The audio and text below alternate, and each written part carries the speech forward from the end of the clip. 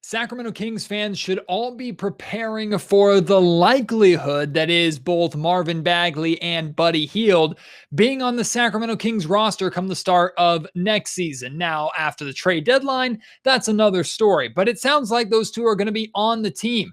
And where Buddy Hield's role is more defined, Marvin Bagley's fit with the Kings going forward, it's still to be determined. On today's Locked On Kings podcast, I'm going to be joined by my friend and former coworker at Sports 1140 KHTK Radio in Sacramento. JayMarZZ is going to be back with me here on Locked On Kings. We're going to talk a lot about Marvin Bagley, why we feel he should not be a starter, and how Bagley and his camp really have no leverage in their fight against the Kings or wanting to get off the Kings going forward. It's all on today's episode of the Locked On Kings podcast.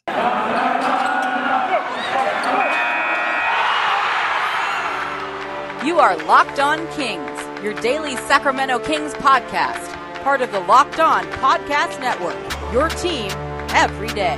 And now, ladies and gentlemen, it is that time for another episode of Locked On Kings.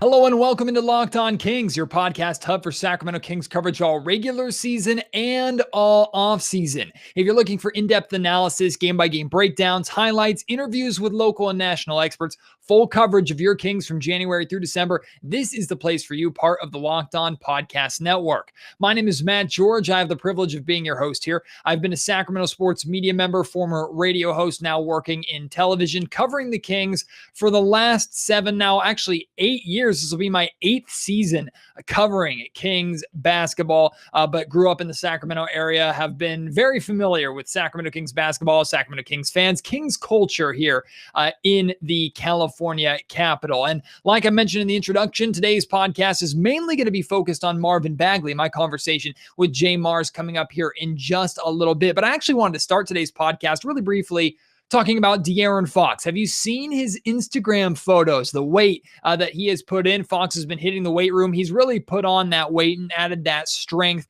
over the last couple of off seasons, but we really started to see it on full display last season, right? De'Aaron has always had that natural speed and quickness to get to the rim, and his finishing ability is second to none. But now he is adding the physicality, the strength to where he doesn't always have to rely on those circus finishes. He always doesn't have to always be crunched by big men down low. We saw last season the strength that he added, his ability to take contact and be able to finish through that contact, not be falling to the floor nearly as much as he did in his freshman and second seasons in the NBA. I should say rookie, not freshman.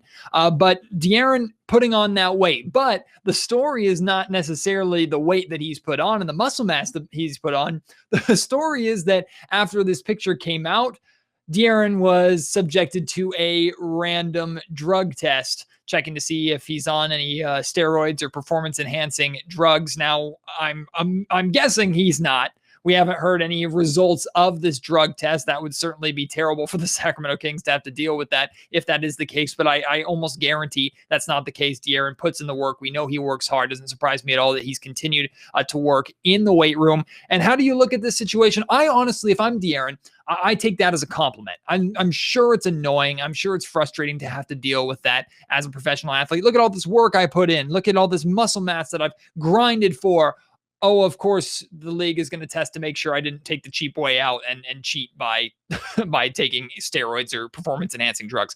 I would take that as a compliment if I'm De'Aaron, because that proves that you're putting on the muscle mass, right? That proves that you clearly look different. You clearly look like enough of a physical specimen and have made enough of a drastic change this offseason to where it warrants a drug test to see if it's real or not. So De'Aaron, congratulations on that body. I'm excited to see how he puts that to work. I'm excited to see the growth of all these Sacramento Kings during this offseason, not just physically, although I imagine Tyrese Halliburton is going to look different. Now, in the pictures from what we've seen, he doesn't look too different, but we've heard from a couple of people, I think Mark Jones said it as well, that he's put on like 10 pounds of muscle or something like that. That 10 pounds of muscle that we hear every single offseason. It looks like De'Aaron actually did it. Tyrese will have to wait and see. I'm excited to see what these guys look like because the Kings could certainly use more strength, more physicality. They lacked physicality a lot last season. I mean, hey, if I'm De'Aaron, like I said, I'm taking that drug test after posting that picture as a compliment. Now, on to my conversation about Marvin Bagley. What is going to be his role with the Sacramento Kings? Is he a starter? Is he a bench player? How hard does he have to work to earn those minutes? We'll look back at his positives and negatives from last season and also talk about why he and his camp have absolutely no leverage this season when it comes to demanding trades or complaining about head coach Luke Walton. It's all coming up in my conversation right now with JayMarZZ from Sports 1140 KHTK.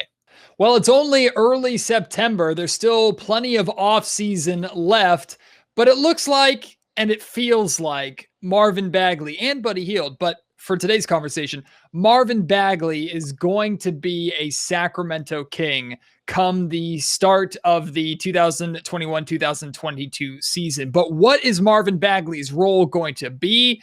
Well, maybe Luke Walton knows. We don't know. And here to talk about it with me is my old buddy from Sports 1140 KHTK. You hear him on the morning show. JayMarZZ back with me. It's been a while since you've been on Locked On Kings, my guy. First time you're on Locked On Kings on video. So now they get to see, well, one former radio guy, but two radio guy faces. Yeah, this was news for me when you told me we were doing this video stream. I had to do some push-ups. I had to put a hat on because I haven't shaved my head. So I had to get pretty for this, but I'm excited to be here.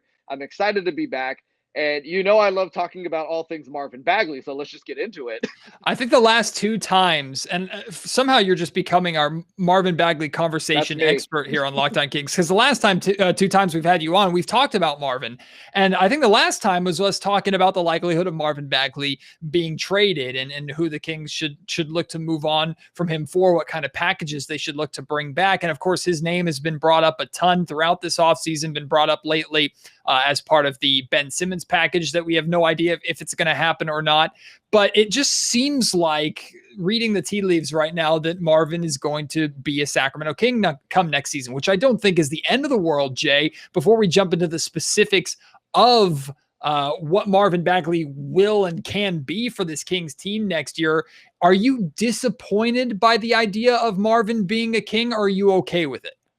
I'm disappointed, and here's why. Because I had the idea in my head, if Marvin Bagley was not a Sacramento King, it was because he was packaged with Buddy Hield or any number of players, picks, whatnot, in a move to get him out of Sacramento and bring in a higher quality star. You alluded to the whole idea, Ben Simmons. Obviously, we've heard him and Buddy attached to the hip there with draft picks. And that's kind of where my mind was at, that it was more or so just a matter of time before we saw both Buddy and Marvin out of Sacramento. But to your point, it is September. Training camp opens, I believe, in 3 weeks.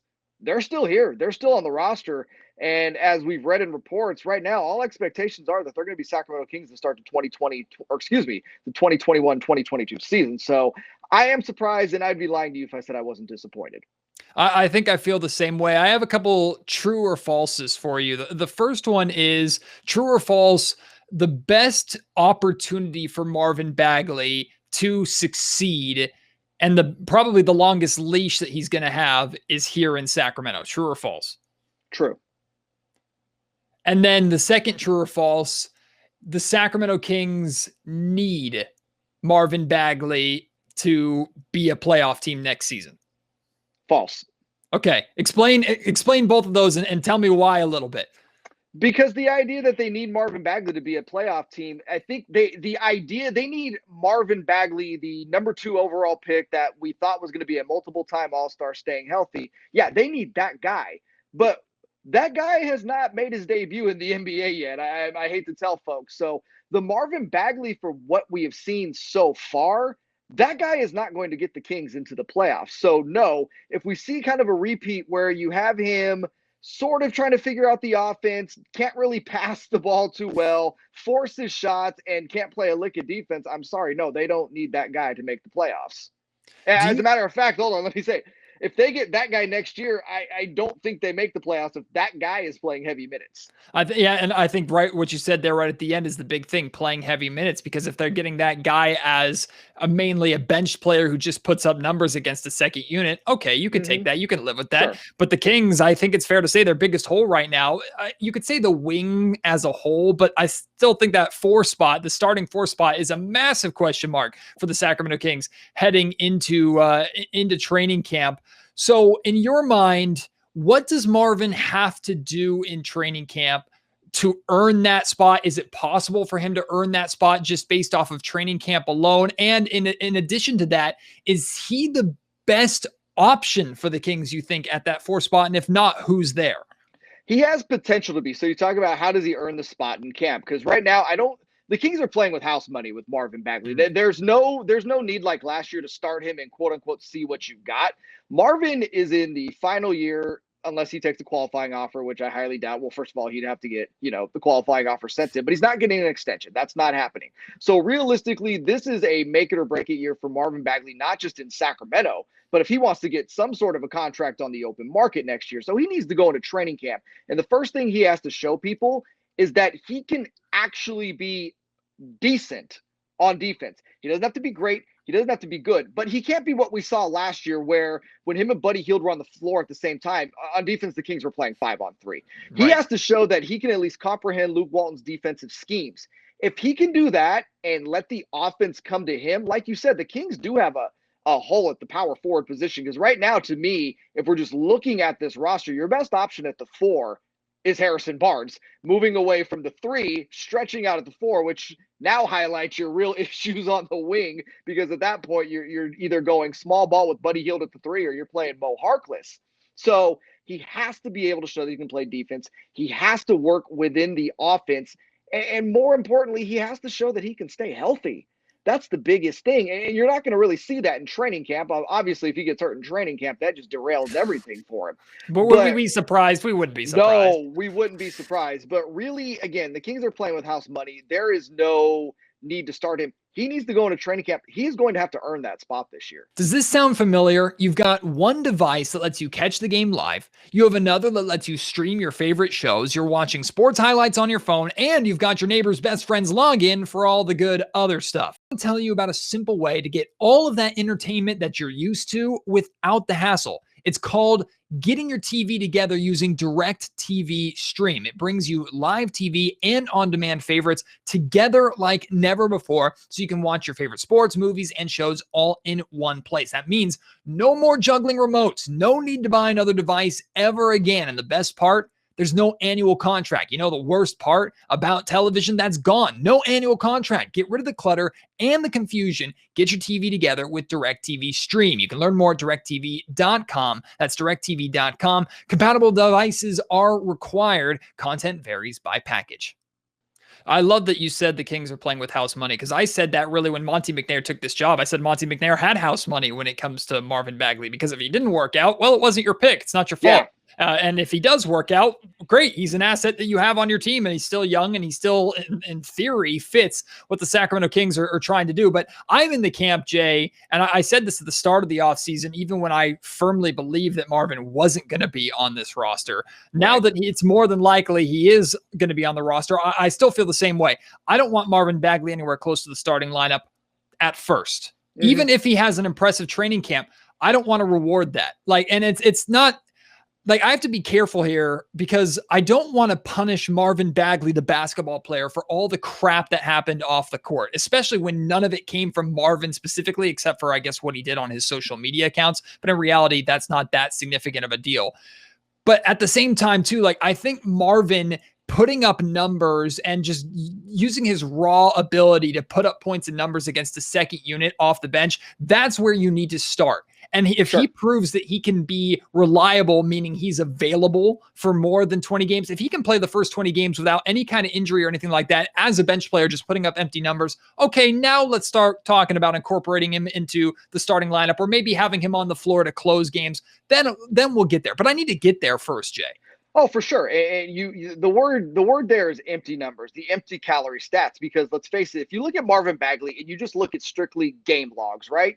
You'll see some really good statistics, but they don't always coincide with the Kings winning.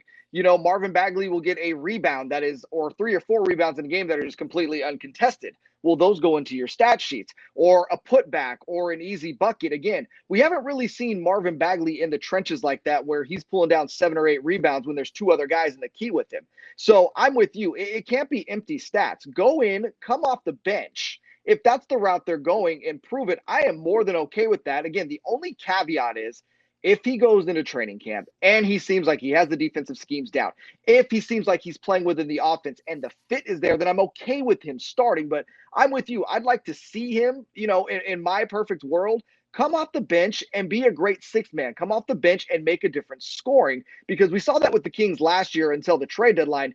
They were so thin off the bench, and they really lacked a true scoring punch. Now with getting guys like Terrence Davis now will be on the Kings for a full season. Mo Harkless, although not really known for his scoring, again, these are quality bench guys that if Marvin Bagley's playing with them, there should be plenty of opportunity to get buckets off the bench. He's going to be a number 1 or number 2 scoring option for this Kings team off the bench. To me, if you're really trying to highlight him as far as upping his trade value, or getting him used to something where other teams looking at him as a scoring threat and him being something in the league, to me, it's a great option to bring him off the bench to start the season. Let's assume that we both get our wish. Let's assume the Kings start the season and Marvin Bagley is not in the starting lineup. What does that starting lineup look like? Is it Harrison Barnes at the 4, like you alluded to? And if so, then who's playing the 3? Do the Kings go with Buddy Hield at the 3, like we saw in stretches last year? Do they try the 3-guard lineup with Davion, Tyrese, and De'Aaron right away? Like, how does that starting lineup work, you think, if Marvin is not the starting 4 on opening night?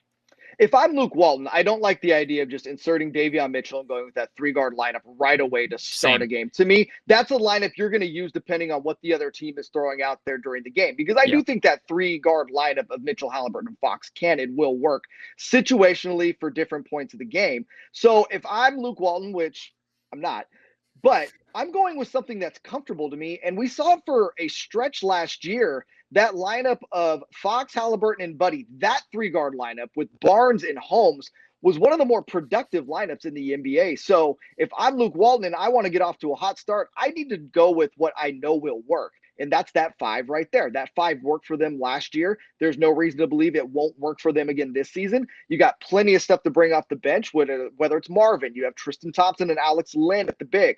Mo Harkless can cover at the wing. You have Terrence Davis. You have Davion Mitchell now. So for me, I want to go with the lineup that I know is going to keep me in the game right away. And it's that 5, that lineup that we saw last year. Going back to Marvin Bagley, we have to be honest here about something. And all the off-court drama over the last really 12 months has been nothing short of exhausting when it comes to Marvin Bagley and his camp. But in terms of Marvin Bagley, the basketball player last year, yes, we were disappointed that he got hurt again about 2/3 the way through the season. But I thought the Marvin Bagley at the start of last season versus the Marvin Bagley who played his last game, especially coming back from that first injury, then unfortunately got hurt again, I thought he was significantly better. Now, I need to clarify what significantly better means, because he didn't go from a terrible defender to a good defender. He went from a terrible defender to at least he was a little bit better and could be on the floor as long as Buddy Hield wasn't on the floor with him, right? And then the big thing on offense, 2 things on offense. One was I thought he did a better job getting his points in the flow of the offense versus giving the ball to Marvin Bagley and everybody just stands and watches him either force up a bad shot or do something freakishly athletic. And then as a 3-point shooter, I thought his confidence, his ability to shoot the basketball, I think he ended up at like 33, 34%. So a number that you still like to see going up, but he looked more confident and comfortable with it to where it's like, okay, I could see a defense respecting that a little bit. So overall, looking at Marvin Bagley's last season, if I take away all of the off-court bull crap, I think I'm okay with what I saw from Marvin Bagley. I think I'm happy with what I saw from Marvin Bagley. Not happy enough to name him a starter this season, not happy enough to name him part of my core, but I'm okay with what I saw enough to say I'm happy with Marvin Bagley being a part of my team. I'm okay with him getting rotational minutes. I think when you look at him from a talent and what he can do on the floor, yes, he deserves those rotational minutes. Going back to a few points you were making there, let's start on the defensive end. The one thing he did do, I would say, decently was when he was matched up with another team's 5 and it was in the post and he was just playing one-on-one defense. You saw a few times last year he displayed some skill on that side. Where he really gets killed on the defensive end is when you bring him out onto the wing and pick and roll settings. I mean, I could get around Marvin Bagley on that. I mean, it was just atrocious and teams took advantage of it all day. So and to that point, Jay, we saw a team switch on him, like force him to switch every single time up the floor. Like it wasn't close. Yeah, no, and again, those are going to be the situations he finds him in. That's how the NBA game is played. It's switching, it's pick and roll up top the key. He's not going to get a lot of opportunity to be in the post guarding someone one-on-one. Going back to what you're saying with the three-point shot, I agree with you. He looked a lot more comfortable last year from the three-point line, and that's a big part of the game I know he wants to bring into this season. We had Mark Jones on our show.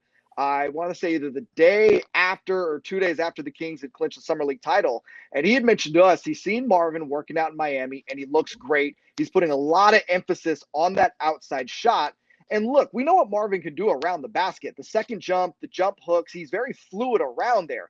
The one part of his game to me that could really make him stand out, especially if he wants to get in the starting lineup, is we know Richaun Holmes' game is around the basket.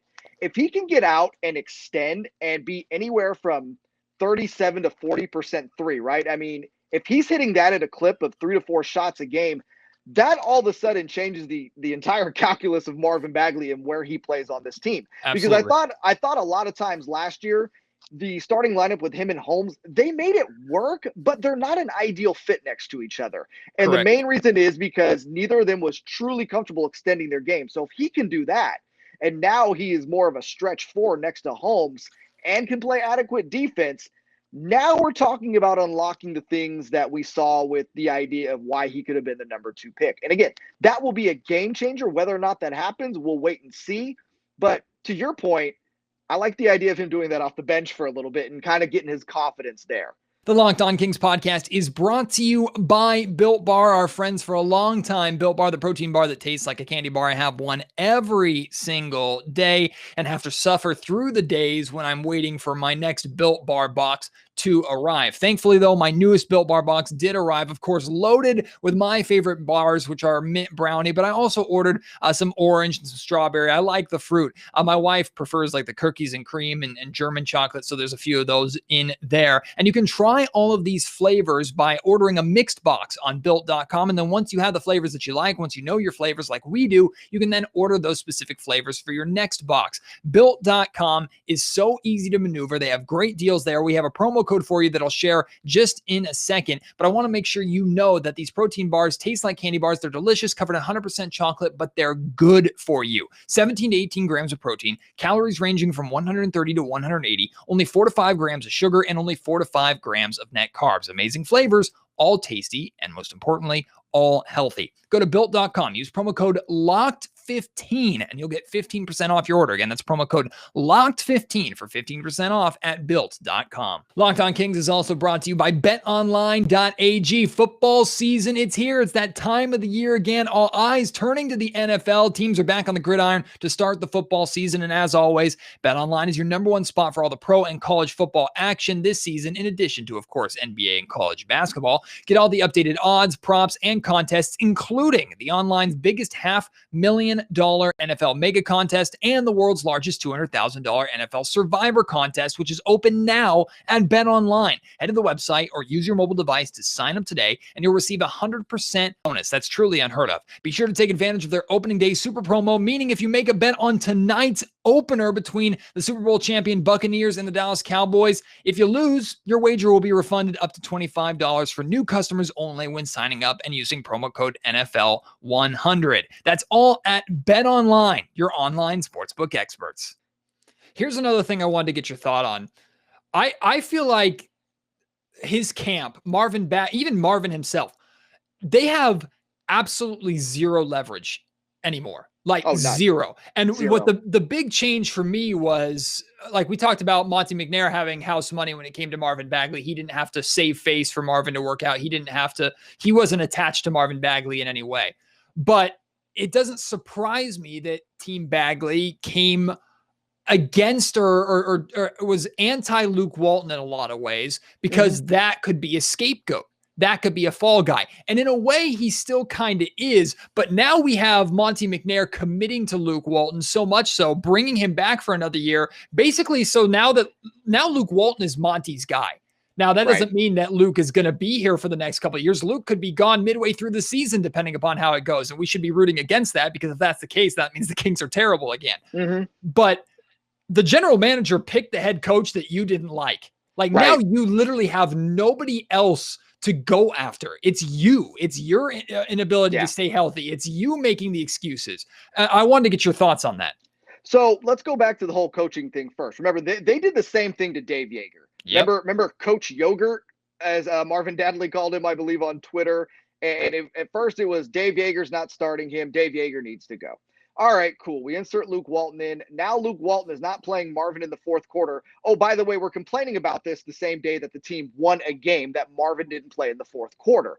And you're right. They tried to put all this pressure on the organization. They have put it out there on social media, Marvin's antics on social media, which, to your point, not that big of a deal, but nothing you want when you're trying to build a culture. You don't want to see that stuff. It does seep into the locker room, even if it's small. You don't want that. You're right. They have zero leverage in this situation because Luke Walton's already been given the vote of confidence by the general manager. Marvin Bagley has not been given the vote of confidence by the general manager. Last year, they wanted to see what they had in him. He got hurt again. He is in a contract year. If he's not earning his minutes, the Kings have no obligation to play him. Luke Walton's not going to feel an obligation to play him. And really what it'll come down to is complain all you want, piss and moan on Twitter. If he's not getting the minutes, that's on y'all. And Jay, the general manager was trying to trade him at the deadline. That's my point. You have no leverage here. You're in the contract year. This is on Marvin Bagley to make it work, not the Kings. The Kings don't care. I shouldn't say they don't care. Obviously, you want your asset to do well because he still is an asset at the end of the day. But yes, they have no leverage. They can go on social media after every game and complain. All you're doing is making your own situation work. You're making your son, if we're going, and I know we're not supposed to talk about family dynamics here, but you know what? When family dynamics seep into the team, I feel like it's okay to discuss. Like, back off the Twitter. Just go out there and play, and you'll be okay. Because they don't care. I hate to say it. They're not going to care what the social media stuff says. If there's a trade on the table, they'll make it. If not, earn your minutes, kid, because free agency is going to be a rough road for you next summer if this behavior that they have showed the last 3 years continues. Well, speaking of trade on the table, and we'll wrap up with this because I know you have thoughts on this.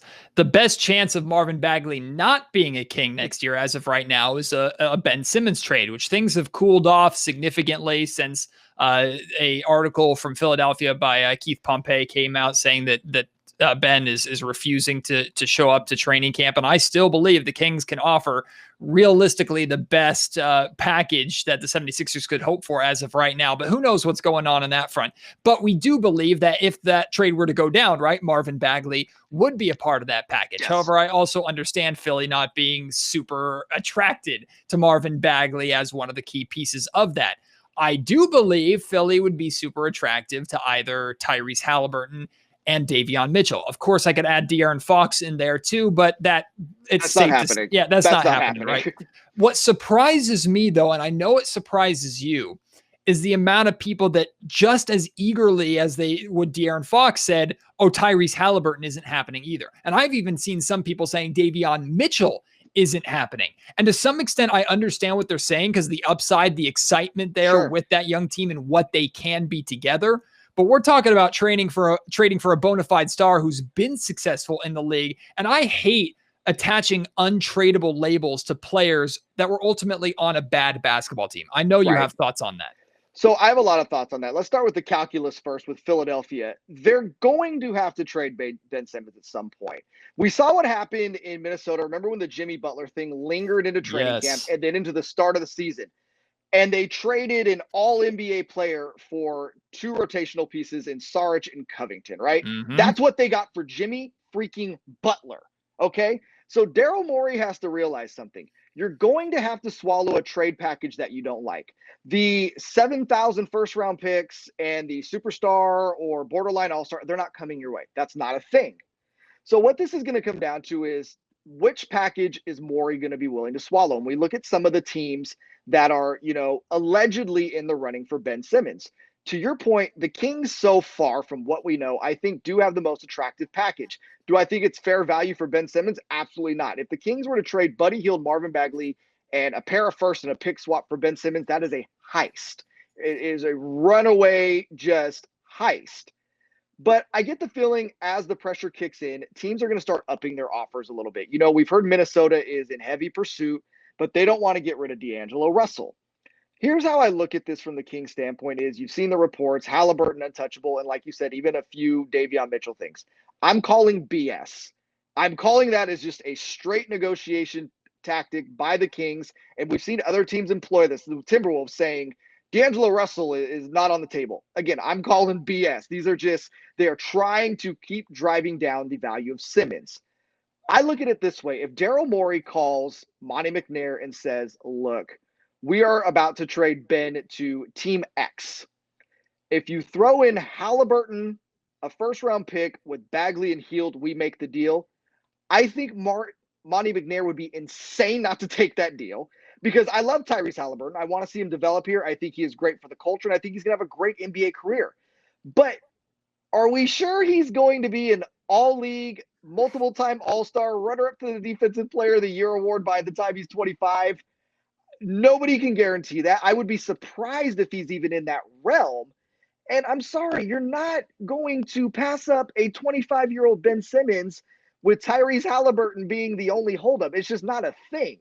So the idea that Halliburton is untradeable, number one, is ridiculous. Number two, again, I just think it's a ploy by the Kings front office and smartly to bring the value of Ben Simmons down. There is no way that the Kings would pass up an opportunity on Ben Simmons because Tyrese Halliburton is holding up the trade. I'm sorry, I just don't believe it. Well, that is JayMarZZ. If you want more of those JayMarZZ Kings takes, as well as just general sports takes and a great sports knowledge, you have to put up with the Dodger fan side. I'm sorry, but Jay, should I go get my hat? No, I'm going to turn off your video. What about my poncho? I have a poncho now. Absolutely not. JayMarZZ, you can catch all of his great work on Sports 1140 KHTK, 6 to 9 a.m. Weekdays. Also featured on a multitude of Sacramento Kings podcasts. Certainly won't be the last time we have him here on Locked On Kings. Jay, the season is somehow almost upon us and yet still feels way too far away. My friend, we'll have you back on again. I appreciate you taking the time. Can't wait for it. And promise me if there's any big trade talk, we'll break it down as well before the season starts. You can absolutely guarantee that, my friend. It was great having JayMarZZ on as always. Really appreciate him taking the time out of his busy schedule. What are your thoughts on Marvin Bagley? What his fit is with the Sacramento Kings going forward? Would you start him? Would you bring him in off the bench? If you are starting him, what does he have to do in your mind to earn that? Or is it just he's the best option at the number 4 spot, even if he hasn't completely earned those starter minutes? What are you expecting and what are you wanting out of Marvin Bagley this season? Are those two the same or are they different? Let me know at Matt George Sack on Twitter. You can email me Matt George Sports, mattgeorgesports@gmail.com. And if you're watching on YouTube, make sure you leave it in the comment section down below. I read all of those and try to respond to as many as I can. On the next Locked On Kings podcast, we're going to talk about and maybe debate a little bit De'Aaron Fox versus John Morant. Who is better and who is more likely to have the better career? So we'll discuss Ja versus De'Aaron on the next podcast. I hope you will join me for that. I hope you will leave a review of this podcast if you get the opportunity to. Best place to do that is on Apple Podcasts or iTunes. Hit 5 stars. Leave a little blurb about what you like about the podcast, why you would encourage others to listen to Locked On Kings. I really would appreciate that. And I can't wait for you to join me on the next show. Until then, my name is Matt George. You have been listening to Locked On Kings, part of the Locked On Podcast Network.